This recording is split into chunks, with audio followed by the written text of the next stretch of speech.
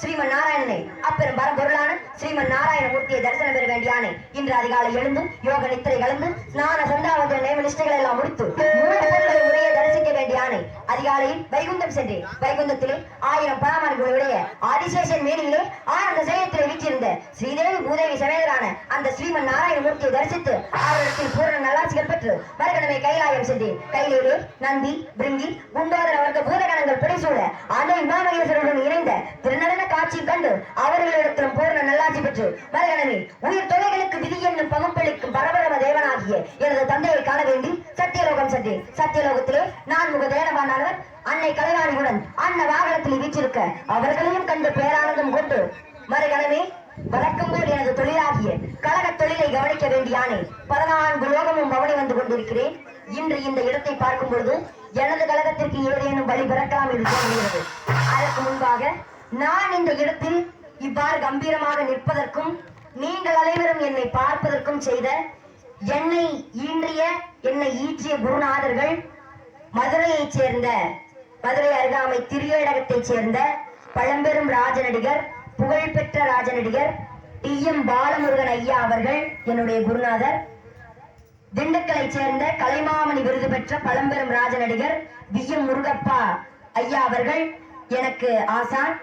திண்டுக்கலை சேர்ந்த VM முருகப்பா அவர்களின் துணைவியார் விஜயா அவர்கள் என்னுடைய ஆசான். அவர்கள் மூவருக்கும் இந்த மேடையிலே எனது சிரம் தாழ்ந்த கரம் கூப்பிய நன்றிகளை தெரிவித்துக் கொண்டு நெஞ்ச கனகளும் நெகிழ்ந்துருக தஞ்சத்தொழில் சண்முகனை கியசேர் செஞ்சர் புடைமாலை சிறந்திடவே பஞ்சக்கரவானை பதம் பணிந்து எனது பணியை துவங்குகிறேன். தலையெழுத்தை மாற்றிவிடும் பிள்ளையார் சுழி நம் தலைமுறையை ஏற்றிவிடும் பிள்ளையார் சுழி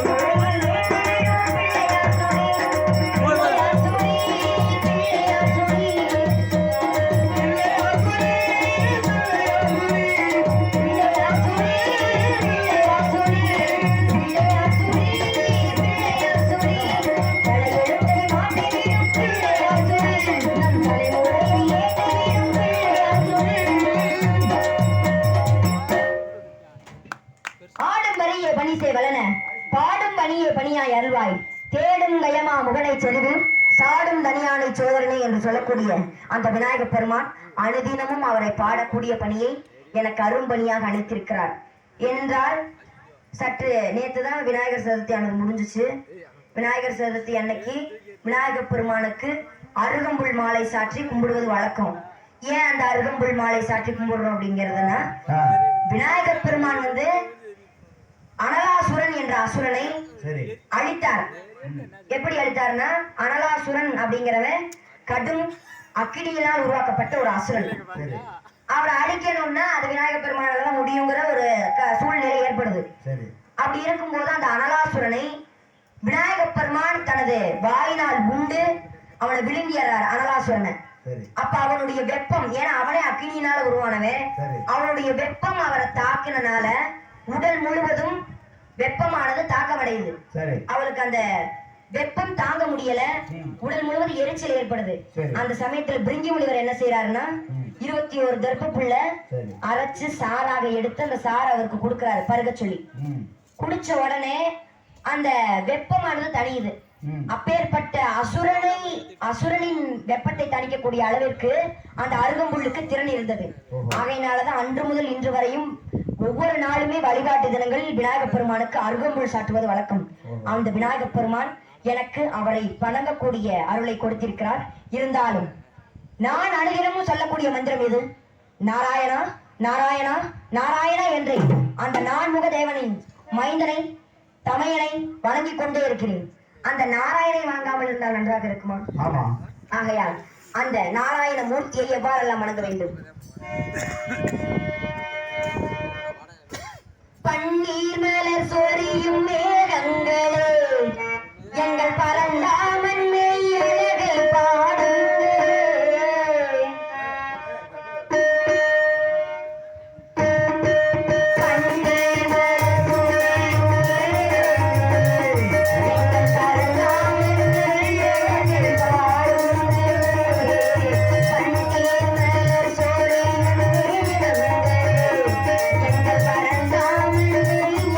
பாடும்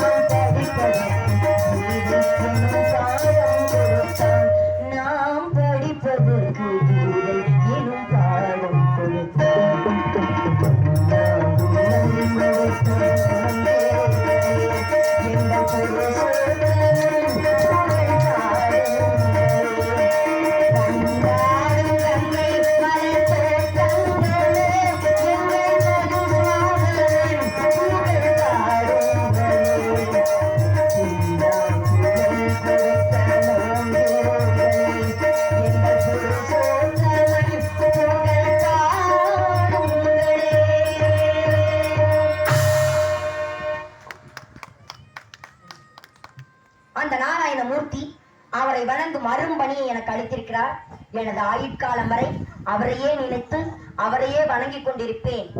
ஏனென்றால் நாராயணனால் தான் நான் இந்த உலகிற்கு படைக்கப்பட்டேன். இந்த கலகத் தொழிலை மேற்கொள்வதற்கு காரணமும் அந்த நாராயண மூர்த்தி தான். அவரை வணங்காமல் இருந்தால் நன்றாக இருக்குமா? இருப்பினும் இந்த கதையின் கதாநாயகனாகிய அந்த முருகப்பெருமானை வணங்க வேண்டும். ஏனென்றால் அந்த முருகப்பெருமான் எல்லா இடங்களிலும் நிறைந்திருக்கிறார். தூணிலும் இருக்கிறார், துரும்பிலும் இருக்கிறார். திருப்புகளை இயற்றியதற்கு மூல காரணம் அந்த அருணகிரிநாதரை நமக்கெல்லாம் படைத்தளித்த அந்த முருகப்பெருமான். ஏன்னா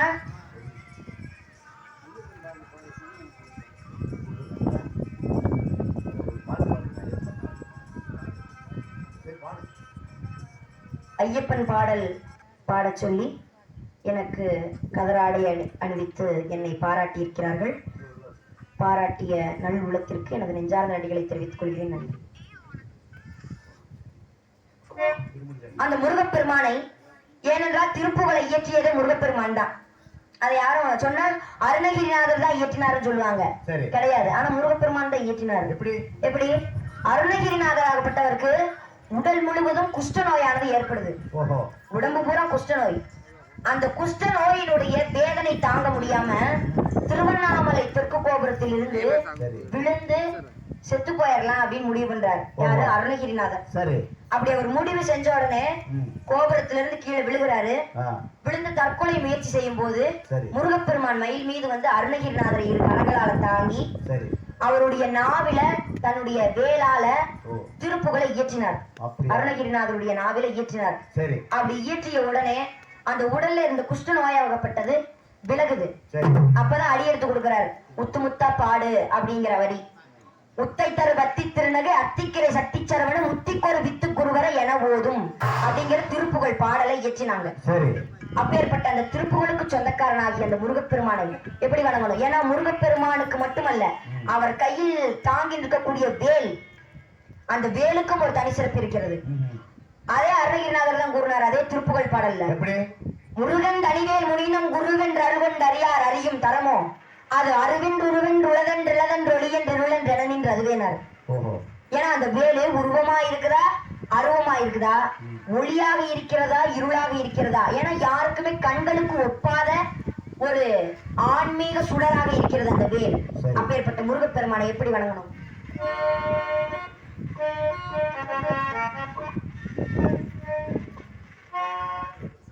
தாமரை மலர்கள் ஆறு அது தவழ்வன குழந்தைகள் ஆறு.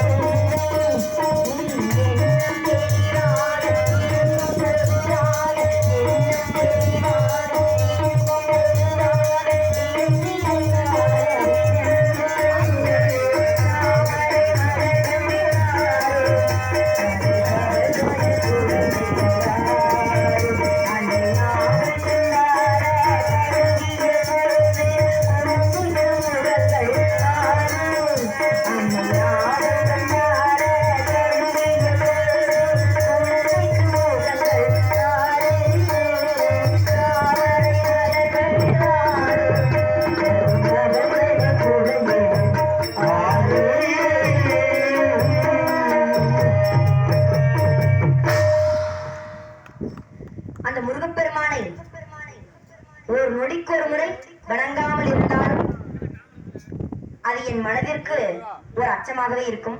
ஆகையால் தான் தினமும் நான் நினைக்கின்ற தெய்வங்களை என் இஷ்டத்திற்கு ஒப்பாக வணங்கிக் கொண்டே இருக்கிறேன். இருந்தாலும் அனைத்து தெய்வங்களை வணங்கினாலும் நான் இந்த உலகத்துக்கு வர காரணம் யாரு? காரணம் யாரு? முதல் காரணம், மூல காரணம் யாரு? என்னை பெற்றெடுத்த தாயும் தந்தையும். அந்த தாய் தந்தையரை வணங்காம இருந்தா நல்லா இருக்குமா? ஏன்னா அந்த தாய் சொல்லிதான் தெரியும் இது முருகர், இது விநாயகர்னு. ஏன்னா ஏன்னா நமக்கு முதல்ல வழிகாட்டி பிறந்த உடனே அம்மான்னு தான் கத்திருப்போம். அம்மா அப்படிங்கறத கத்திருப்போம். முருகான்னு கத்திருப்போமா? நாராயணான்னு கத்திருப்போமா? அம்மா.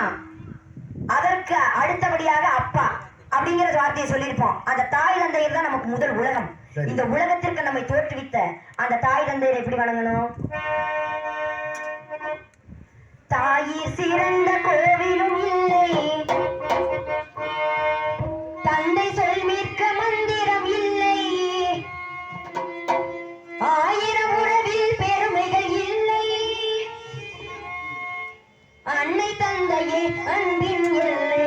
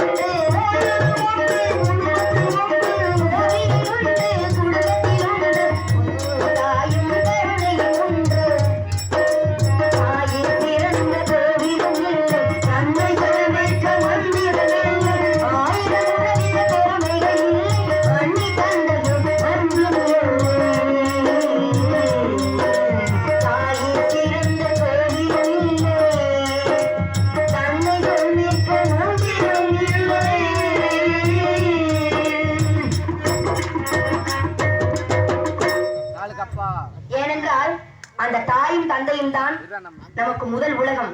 எந்த ஒரு நிலைக்கு சென்றாலும் அவர்களை மறந்தால் நாம் இந்த பிறவி எடுத்ததற்கு புனிதமாக இருக்காது. இருந்தாலும் வந்த காரியத்தை அனுசரிக்க வேண்டும். எல்லா தெய்வங்களையும் புகழ்ந்து கொண்டே இருந்தால் ஒரு நாள் போதாது, ஒரு வருடமே போதாது. அத்தனை தெய்வங்கள் இருக்கிறார்கள். இருந்தாலும் அனைவரையும் வணங்கிக் கொண்டே இந்த இடத்திற்கு வந்துவிட்டோம். எனக்கு பெயர் சொல்ல விரும்பாத அன்பர் எனக்கு 100 ரூபாய் அன்பளிப்பளித்து அன்னார் அவர்கள் என்னை பாராட்டி இருக்கிறார். பாராட்டிய நல் உள்ளத்திற்கு எனது நெஞ்சார்ந்த நன்றிகளை எனது சார்பாகவும் எனது கலைக்குழுவின் சார்பாகவும் தெரிவித்துக் கொள்கிறேன். நன்றி.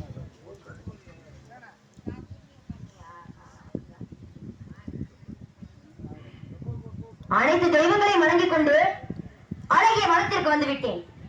அடடா, இந்த இடத்தை பார்க்கும் பொழுது எவ்வளவு அழகாக இருக்கிறது தெரியுமா? இந்த இடத்தை பார்த்தால் என்னை போன்ற முனிவர்கள் ஆங்காரம் சுட்டெடுத்து ஐபூதங்களை உள்ளடக்கி தூங்காமல் தூங்கி சுகம் பெற அக்காலத்தில் சொன்ன வார்த்தைகள் எல்லாம் இக்காலத்தில் இந்த இடத்தில் பயன்படும் என்பது எந்தவித சந்தேகமும் இல்லை. ஏனென்றால் இந்த இடத்தை பார்க்கும் பொழுது ஐவகை நிலங்களாகிய குறிஞ்சி, முல்லை, மருதம், நெய்தல், பாலை என்று சொல்லக்கூடிய அந்த ஐவகை நிலங்களிலே குன்றுகள் வீற்றிருப்பதால் சிற்றூர்கள் காணப்படுவதால் வேள்வி மலைச்சாரலாக இருக்கிறது. ஆகையால் இதுதான் குறிஞ்சி நிலம் என்பது சற்றும் சந்தேகமில்லை. இந்த குறிஞ்சி நிலத்தை பார்க்கும் பொழுது என் மனதிற்கு என்னவெல்லாம் தோன்றுகிறது தெரியுமா? அதை எவ்வாறு சொல்லலாம்? இருந்தாலும் நான் முன்னதாகவே சொல்லியது போல நாளொன்றுக்கு ஒரு கலகம் செய்யாதபடி எனக்கு சிரமப்பட்டது 1000 பிறகுல வெடிச்சு சேதவும் சொன்னேன். ஏன்னா எனது அண்ணனாகிய தச்சன் எனக்கு அந்த சாபத்தை கொடுத்தார். ஏன்னா பிரம்மதேவன் இட்ட கட்டளைப்படி இந்த உலக தொகையை பெருக்க மறுத்ததற்காக, இந்த பிரம்மச்சரியை மேற்கொண்டதற்காக, அப்படி அந்த பிரம்மச்சரியத்தை மேற்கொண்டு நீ சும்மா இருக்க கூடாதா, தினமும் ஒரு கலகம் செஞ்சே ஆகணும். ஆனா நீ செய்யற கலகம் நன்மையில முடியணும். அப்படி இல்லைன்னா ஒரு நாளைக்கு ஒரு கலகம் செய்யறேன்னா உன் தலையாகப்பட்டது 1000 பிளவுல வெடிச்சு சிதறிடும் அப்படின்னு என்னுடைய அண்ணனாகிய தச்சன் எனக்கு சாபத்தை கொடுத்தார். அந்த சாபத்திற்கிணங்க இன்னைக்கு ஒரு கலகம் செய்யணும்ல. அப்ப இந்த குருநிலத்தை சுற்றி பார்க்கலாம், ஏதேனும் நமது கழகத்திற்கு வழிபிறக்கலாம் என்று நினைக்கின்றேன். அடடா, ஆளோலம் சோ ஆளோலம் சோ ஆளோலம் சோ என்ற இனிமையான கானம் கேட்கிறது. இந்த கானம் யாருடையதாக இருக்கும்? இருக்கட்டும், அப்போது இந்த இடத்தில் நம்மை தவிர வேறு யாரோ இருக்கிறார்கள் என்பது உச்சிதமாகிறது. இருப்பினும் இந்த இடத்தை விட்டு செல்வதற்கு எனக்கு மனமே இல்லை. அப்படியா? அது உங்களை பார்த்துட்டு போறதுன்னா மனசே வராது. இதை நான் சொல்லியே ஆவேன். ஆகையினால இந்த இடத்தை பார்க்கும் பொழுது என் மனதிற்கு என்னவெல்லாம் தோன்றுகிறது, அதை எவ்வாறெல்லாம் வர்ணிக்கலாம் தெரியுமா?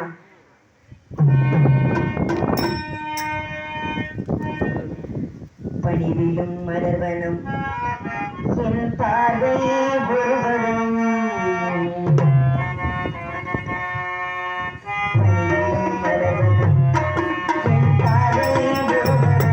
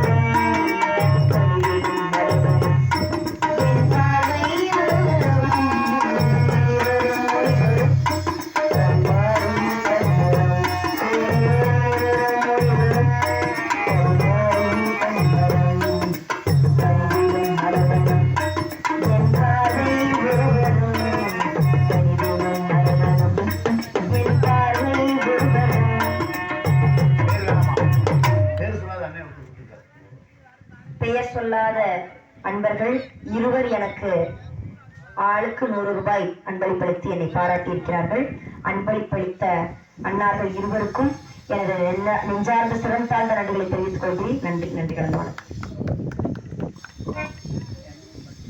இருந்தாலும் இந்த இடத்தை நின்று வர்ணித்துக் கொண்டே இருந்தால் இங்கேயே தங்கிவிட வேண்டியதுதான்.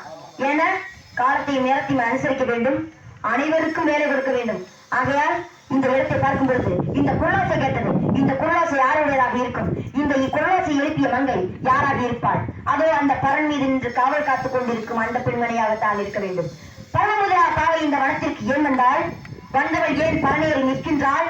நின்றவள் ஏன் ஆளுநர் மேலும் இசைக்கின்றாள்? இசைத்தவள் பறவைகளை விரட்டும் முயற்சியில் ஏன் ஈடுபடுகிறாள்? இவ்வாறாக கேள்விகளை அடுக்கி அடுக்கி வியக்கும்படியான மங்கை யாராக இருக்கக்கூடும்? எனது மூளைக்கு புலப்படவில்லை. ஆகையால் இந்த மங்கை யாராக இருக்கலாம்?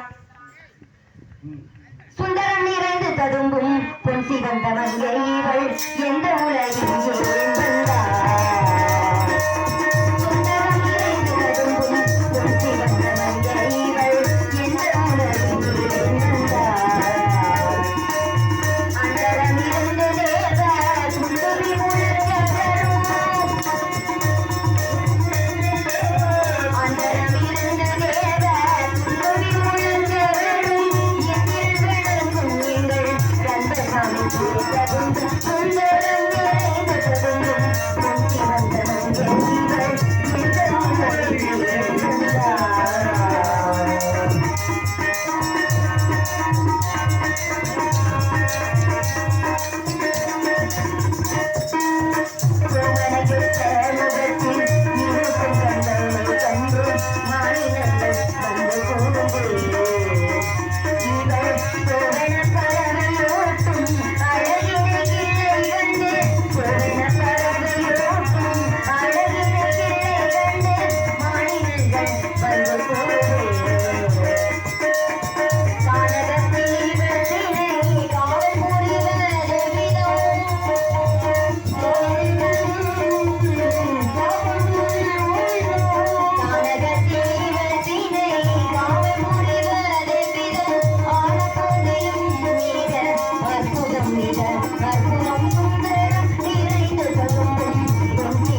மங்கை இவள் எந்த உலகில் ஏன் வந்தாள்?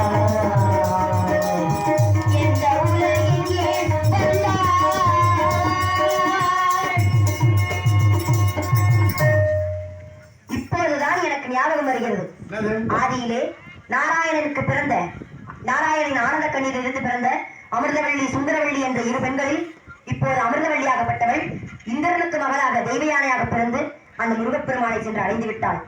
இந்த சுந்தரவள்ளியோ கானகத்தில் திரைக்காவல் பார்த்துக் கொண்டு குறிஞ்சியில மன்னனுக்கு மகளாக பிறந்திருக்கிறாள். இவளை அந்த முருகனிடத்தில் கொண்டு சேர்ப்பதே ஒரு கலகம் தானே. அவர்களை சேர்த்து வைக்க இந்த உலகில் என்னை தவிர வேறு யார் இருக்கிறார்? இந்த உலகில் மட்டும் இல்ல, இந்த 14 லோகங்களிலும் வேற ஆளே கிடையாது. ஆகையால் அவள் அங்கு காவலாளி நிற்கின்றான். அவளிடத்தில் அனுமதி பெற்று அந்த வாயிற்குள் சென்று வள்ளி இடத்தில் இன்று எனது கழகத்தை நடத்தி எனது சொத்தை காப்பாற்றிக் கொள்வது மட்டுமன்றி அந்த முருகப்பெருமானிடத்தில் அந்த வழியை கொண்டு சேர்க்கிறேன். இன்று எனது கழகத்திற்கு வழிபிறந்து விட்டது. ஆகையால் திரைப்படத்திற்கு செல்லலாம். நாராயணா நாராயணா.